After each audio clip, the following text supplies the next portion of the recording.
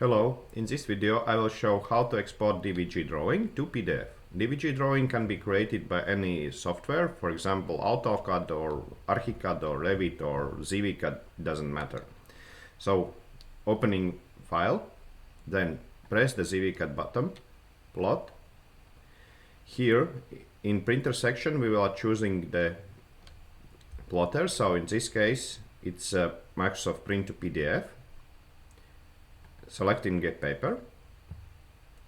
Next we have to show what to plot. Now it will be plotted display. We need window, so we are showing what kind of area it will be. So click with mouse button, click, so you're showing what will be. Next, as we see, the paper is not in right orientation, so changing orientation. Here this checkbox can be on if you don't care about scale.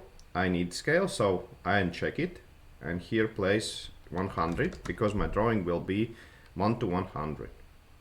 And then if everything is okay, pressing OK, continue, and saving the result. After exporting, of course, checking is the result is what I need. I see everything is okay, and I can continue with the next drawing.